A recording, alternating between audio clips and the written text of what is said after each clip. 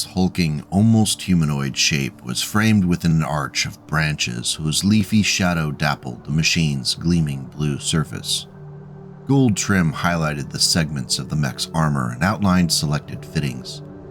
A golden stripe wrapped around from the heavy launcher housings that gave the machine its characteristic hunch-shouldered profile, then dipped into a V down the sloping front of the center torso. It was an Archer, a 70-ton battlemech designed primarily for fire support, but a formidable fighter in other roles as well. From the horse-drawn chariots in the Sinai to the longbowmen on the rain-soaked ground of Agincourt, from the cannons at Yorktown to the Battle of Berlin, fire support has made the difference and turned the gears of history. It's fitting that at the dawn of the era of the battlemech, that eyes would turn to producing a mech that could rain down fire on opponents at great distances. When the Terran hegemony was looking at their existing early battlemechs, it was clear that there was an opportunity to fill the line. The request for proposals from manufacturers went out, and by 2458, the prototype ARC-1A Archer, created by Earthworks Incorporated on Terra, was ready. It sought to fill that fire support role with a mech that featured two powerful long-range missile systems, while still being able to defend itself at closer ranges when necessary. Of course, this was only just part of the story, as it took nearly a decade for Earthworks to settle upon the specifics for the Archer, as there were plenty of cooks in the kitchen and everyone had their own ideas concerning what the mech should feature, how it should function, and probably what size cup holders there were in the cockpit. The prototype Archer defied expectations as it marched out onto the testing fields in 2458. It had resisted efforts to add complexity and expensive targeting systems in favor of producing a rugged and versatile design that we all know and love. The 70-ton Archer 1A was constructed around a 255 primitive fusion engine, 10 single heat sinks, and a primitive cockpit assembly which made ejection difficult. It was an imperfect beast, but the hegemony armed forces were in dire need of what the Archer could provide. The A1 carried 16 tons of primitive armor, which provided 171 points of protection. Fulfilling the mech's purpose as a provider of long-range high explosives, the left and right torsos of the Archer were dominated by twin LRM-20s, along with 2 tons of ammunition apiece. The 12 reloads per launcher were identified as a shortcoming at the time, and in response, the remaining 2 tons of the mech were devoted to a pair of standard medium lasers, one in each arm.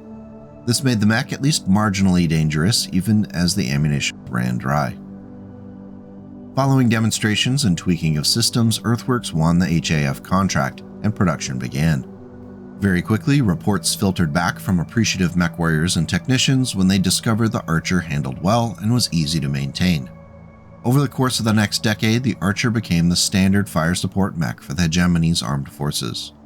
Demand remained high, and as soon as the technology allowed it, Earthworks designers sought to upgrade the machine.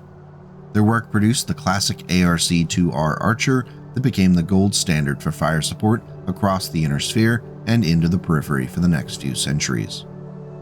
The ARC-2R was first manufactured in 2474, and demand for it was so strong that Earthworks could not ramp up production lines fast enough to meet customer orders.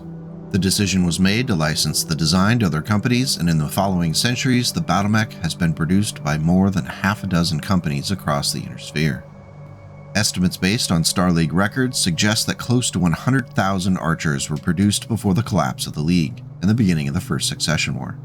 Of course, many of these would not survive the waves of violence and senseless destruction of those succession wars.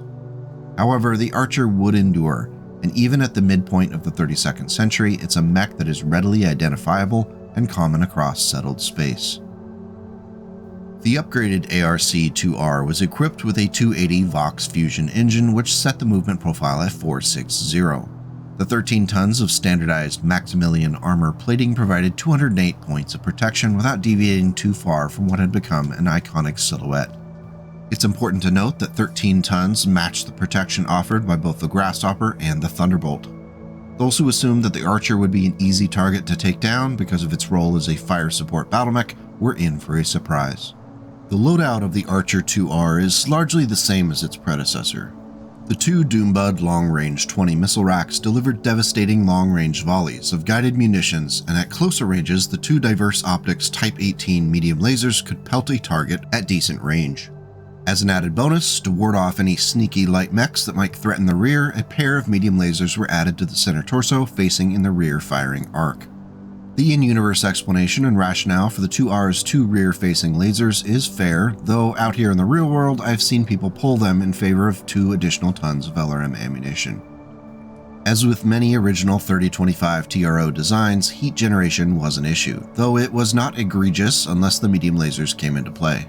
Stationary LRM-20 launches resulted in +2 heat, which was manageable with holding off on 1 LRM launch every few turns. Compared to some later variants, the 2R's heat problems are a breeze. As previously mentioned, the deployment of Archer 2Rs was prolific. Every major house military fielded the Archer, and as a result, its familiarity led to some vulnerability, as quirks in the movement and the structure of the mech were also well known and exploitable by enemies. More than a few Archers fell due to well-placed shots at joints between armor plates which ate at the squishy internal bits. It was a common problem among the popular designs at the time. As the years passed, the number of 2Rs in service would fall, but production of the variant would continue far down in the timeline. For example, the new Vandenberg production line still makes 2Rs which are purchased by customers like the Tauren Defense Force up into the 32nd century. The tough reputation of the Archer made it popular among mercenary units which valued the generalist machines that were easy to repair and were tough to knock down. One Mechwarrior that went by the name Ted Slim Atkins fought with Waco's Rangers and cultivated a reputation for accurate and punishing fire. His Archer was emblazoned by a pair of crossed energy pistols that warned his adversaries of what was in store for them should they stick around for a fight. Apparently, more than a few opponents survived only after heeding the warning. Range and targeting data scrolled down the border of his HUD. Alex pivoted his Archer's torso left while maintaining its dead run toward the enemy. Reacting more by instinct than by certain knowledge of target acquisition, he punched the firing key, triggering a spread of Doombud long-range missiles. A dozen contrails scratched curving white lines across the intervening space, the missiles' white-hot motors showing briefly as a cascade of dazzling stars before they slammed home against the Vindicator's upper works. Alex was already shifting targets before his first missile struck as orange bursts of flame and hurtling bits of scrapped armor exploded from the VND-3's chest and right arm. A second barrage was already streaking toward the Com-5S commando standing close beside its heavier consort. Doombuds blossomed, their ghastly orange petals unfolding faster than the eye could follow, slamming the commando back with a jackhammering salvo of blasts high on its chest. For a deadly instant, the battlefield was wreathed in the impenetrable fog of boiling smoke and showering dust. Alex heard the dull chunk of a Doombud magazine slamming home in his Archer's right torso launcher, and the wink of red glowing discrete told him he just loaded his last 12 LRMs. The most famous Archer 2R had to belong to Morgan Kell, the legendary leader of the Kell Hounds mercenary unit. Though wealthy enough to afford fancier and more cutting-edge technology, Morgan resisted the urge to leave his 2R for greener pastures. The mech served him so well in its iconic red and black paint scheme that Morgan gained the reputation for being unkillable on the battlefield. There might have been something to that, as Morgan did end up passing away from old age long after his days as a Mechwarrior were over. Morgan's Archer was eventually upgraded with a variety of new technologies, and it's going to be our first variant of the day. Unfortunately, I wasn't able to find the official complete record sheet for it, but was able to cobble together the best possible approximation using the available information. We know that the upgrade had 2 Clan LRM-20 launchers with Artemis 4 guidance systems, with additional ammunition. How much ammunition is an open question, though it was protected by case. A ClanTech active probe was installed into the head critical location as well. The source says additional armor was added, so it's either 13.5 or 14 tons of standard plate. When I assembled all of this in Megamech and added an additional ton of LRM ammo for each launcher, I was still left with 3 tons remaining. How that mass was spent is up for debate. If you know of a source that has a record sheet, please let me know. The upgraded Morgan Kell 2R is obviously a much more powerful and accurate machine that doesn't suffer from heat sinking issues. The much lighter and dangerous at all ranges Clan LRM-20s are a menace, and they offer no respite for mechs seeking to close in on the target and fight face to face. Unfortunately, Kell's Archer was destroyed during the Clan Jade Falcon bombardment of Ark Royal in 3146. A Shalone fighter from the air lance covering us screamed down out of the sky and lined up for a pass at Kell's archer. Instantly, the archer's missile racks vomited out clouds of LRMs. The missiles rose on vapor trails that all converged on the attacking fighter. Their combined explosions rivaled the sun for a half a second. Then the Shalone's flaming wreckage slammed into the canyon wall, showering the battlefield with thousands of firebrands. There were, of course, variants for the archer over the decades and centuries, many of them. As with other battle mechs like this, we're going to be doing some cherry picking of interesting, important, or otherwise wild variants that create a good picture of how the archer evolved over time.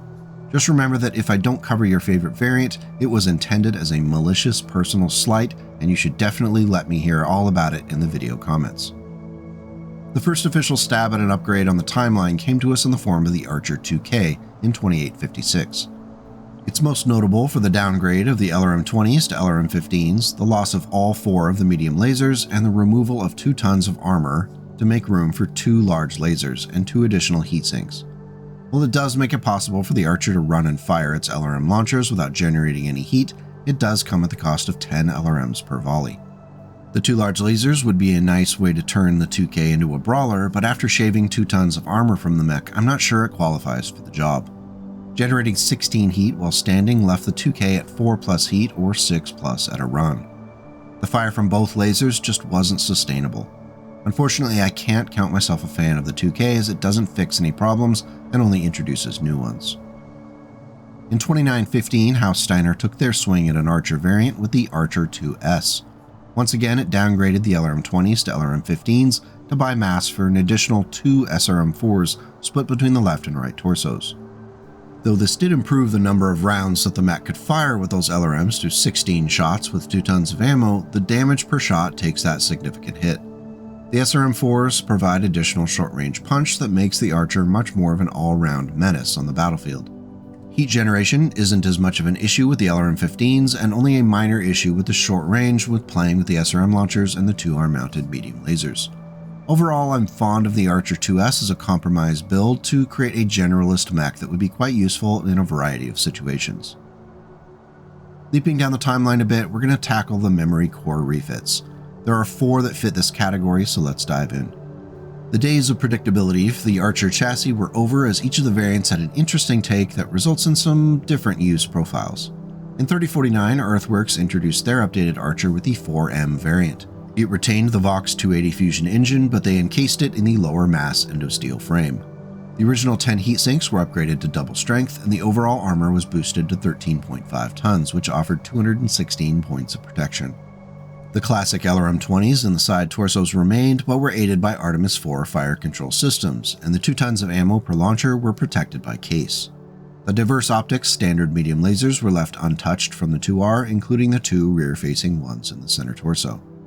Looking at the whole package, the Archer 4M is about as close as you can get to an ideal Archer at the time, short of pulling those 2 rear-facing medium lasers and adding additional LRM ammunition.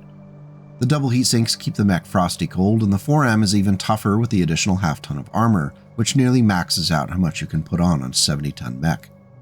It's not overburdened with new weaponry, and I'm not quite sure what kept the designers restrained, as I know the urge to put an ER large laser on every mech is quite powerful. Speaking of the devil, let's discuss the ARC-5R, which first rolled off the assembly lines in 3050 thanks to our friends at Thorpe Enterprises. In what looks like an upgrade from the 2K, the 5R was built with endosteel and given 12 double heatsinks. It's protected with just 11.5 tons of standard armor plating. An LRM-15 rack, aided by an Artemis IV fire control system, was placed into each side torso along with 2 tons of ammunition protected by case. The medium lasers were sacrificed in favor of adding 2 ER large lasers, which could almost match the range of the LRM launchers. While at a glance it might look like the ER large lasers are a nice boost to the long-range offensive power of the battle mech, the heat generated by them puts the mech right back into the heat issues of the original 2K. Firing all 4 weapons while standing left the 5R at 10+ into the red. Good for the occasional Hail Mary shot, but the mech will be hampered in both speed and accuracy waiting for the heatsinks to bleed off all that heat. Firing just 1 ER large laser at a time is more feasible and can be done with both LRM launchers firing while on the run and still end up at near 0 heat. I suspect this was the most likely tactic for general use. Overall, I'm not a fan of the 5R because I think it forces the Mechwarrior to leave too much firepower on the table in order to consistently function. While it's true that the mech would do well in longer campaigns where ammunition stocks might not be reliable, there are better options out there. Grant's archer rose from its crouch in the depths of the lake like some leviathan seeking prey. The armored covers for the twin missile launchers opened like jaws as the archer vomited forth a double salvo of long-range missiles. Grant held the big machine steady under the vibrations of the ripple launch, improving his chances of hits. 40 missiles screamed toward the 65-ton axeman that was the deadliest infighter of the enemy company. The mech rocked under the impact, then toppled in slow motion, arms flailing as the pilots struggled to reassert control. The missiles that missed banked in a tangle of contrails, each searching for a secondary target. Flashes from impacts on the two mechs nearest the falling axeman told him the swarm warheads had been a good choice for this ambush. In what would be known as the Federated Commonwealth Archer, the ARC-5S variant was Defiance Industries' crack at the Archer, and boy does it show with a variety of bells and whistles. The most significant change to the structure comes in the form of the Eadeh Motors 280XL engine. This bought a considerable amount of mass at the cost of making the mech more vulnerable in a fight. The 10 heatsinks were upgraded to double strength variety, and the 13 tons of standard armor went untouched. The LRM-15s on each shoulder were fed by 4 tons of ammunition. Each side torso was protected by case. Unfortunately, with the XL engine, the case would prevent the death of the Mechwarrior in the case of an ammunition explosion, but more often than not, the mech itself would still be disabled. To aid in making sure every missile counted, a NARC missile beacon was installed into the left torso, along with 1 ton of reloads for it. The 4 medium lasers were all upgraded to medium pulse lasers, though 2 are still facing that rear-firing arc. Finally, 2 Streak SRM-2 launchers were split between the left and right arms. A ton of ammo for each of them was stored in the right and left torsos to be shielded by the case as well. Overall, the Archer 5S is a design that does a little bit of everything, but not very well. While the Streaks and medium pulse lasers imply a threat at close range, they're not quite powerful enough to take down another 70-ton battle mech. The key for unlocking the potential of the 5S, in my opinion, is that NARC missile beacon. Used in conjunction with other fire support mechs, the 5S could be tasked with charging forward with the frontline forces, securing a hit with that missile beacon before falling back and letting the LRMs rain down. The Streak launchers and the medium pulse lasers are strong enough to be a threat to lighter mechs, so it could pull dual duty of protecting the more vulnerable fire support mechs. That being said, the XL engine is the Achilles heel for this design. There are 7 tons of ammunition stored in the side torsos, and good luck emptying the Streak SRM-2 launcher bins before the 33rd century. This ever-present threat must be a consideration for the Mechwarrior assigned to the Archer 5S. The last of our official memory core variants is the 5W, which was introduced in 3050 by Wolf's Dragoons for sale to other merc companies and out into the periphery. Bowie Industries was put to work creating this model on several different sites, which reflected just how much in demand the Archer continued to be. As with the 5S, the engine was upgraded to the XL version to buy mass for use elsewhere. The 13 tons of standard plate went untouched. The Mech's LRM-20s from the 2R were retained, but the traditional medium lasers were removed in favor of 2 SRM-4s installed into the left and right arms, along with a NARC missile beacon placed into the center torso. The 12 reloads for each LRM launcher and the NARC beacons were stored in the side torsos along with case. However, the 1 ton per launcher of ammunition for the SRM-4s was placed into the arms themselves, creating a possibly explosive experience if those arms started to take critical hits. The mech's 10 double heatsinks don't have a problem handling the heat generated by use. Overall, the Archer 5W is an interesting take on the mech, but it has a debilitating flaw in those 2 tons of SRM ammunition in the arms. It sure doesn't appear to be worth the risk for a pair of SRM-4s. There was also a Clan Tech version of the Archer, which took the original Archer 2R design and tweaked it with Clan technology. The chassis, engine, and 13 tons of armor were untouched, but the LRM-20s were swapped out for their Clan equivalent. The 4 medium lasers were upgraded to Clan ER medium lasers, and all found in their original positions. The remaining mass saved by the LRM launcher swap was spent on adding 10 additional single heatsinks to the mech. This allowed for consistent firing of just the LRM launchers on the run. Adding in the 2 forward-facing ER medium lasers and the heat generated on the run was just 4+, which was doable. The Archer C was manufactured for use on garrison worlds within clan-held occupation zones. There's not too much to say about it that isn't obvious. It's able to hit harder, consistently, and at all ranges. That's clan tech for you. Now, before we leap too far down the timeline, we do want to take a minute to appreciate the ComGuard Tukayyid version of the Archer. The ARC-5CS reflected Comstar's need to maximize firepower against the threat of the clans, no matter the risk to the Mechwarrior or the overall survivability of the battlemech. Constructed using Earthworks Endosteel and a Vox 280 XL fusion engine, the 5CS maximized saving mass over space. Every critical hit location had to be used to its fullest. The 11.5 tons of standard armor provided scant protection as the focus on offensive power trumped other concerns.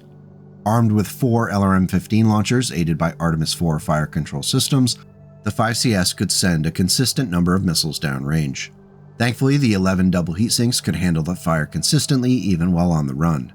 If things got desperate, the mech also had 2 medium lasers, 1 in each arm, which likely weren't able to do much, but at least it's something should an enemy get within the LRM's minimum range. As it turned out, the small number of Archer 5CS units that made it to Tukayyid in time for the battle performed very well. With spotters calling in coordinates, the Archer rained down LRMs on clan positions with such ferocity that it forced the clans to pivot as their advances slowed. Units of Clan Wolf and Clan Jade Falcon elementals were rapidly delivered on kill missions to hunt down these troublesome archers. Unfortunately for the 5CS, some of the ammunition for the LRM launchers was stored in the legs. When the elementals discovered this, they focused their efforts to swarm the legs, resulting in rapid ammo dumping in the form of large explosions. As he watched, a pair of Comstar archers began firing their missiles as quickly as their launchers would cycle, clearly unconcerned about the heat buildup. For a moment he was curious, but then he nodded as he saw that the 2 missile carriers were not aiming at any particular clan forces.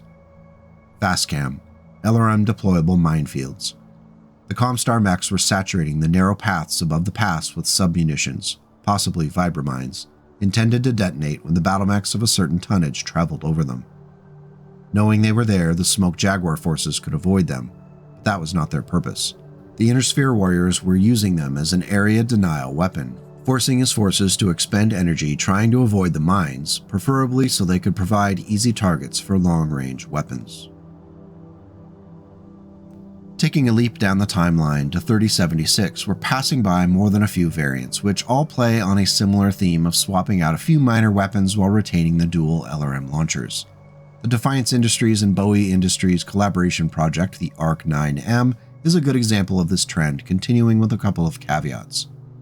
It saves mass by using an endosteel frame, a light fusion engine, and light ferrofibrous armor. The good news is that the loss of a side torso is no longer an immediate death sentence for the battlemech thanks to that light fusion engine's 2 critical hit locations in comparison to the XL's 3. The downside was that the 9M's engine was a downgraded 210, which shifted the movement profile to just 3.5. Thankfully, 5 improved jump jets were added to the mech to push the profile up to 3.55. Still, the 9M was one slow archer. Its 11 tons of light ferrofibrous armor is not the greatest, but at least offers nominal protection. The 10 double heatsinks were found a little lacking. The 2 LRM-15s located in the left and right torsos were helped by an Artemis IV fire control system, and they were aided by 2 light PPCs split between the arms. Finally, a pair of ER medium lasers were installed into the left and right torsos to add some potency in the mid and short ranges. The 2 tons of LRM ammunition in each launcher were stored in the appropriate side torso and protected by case.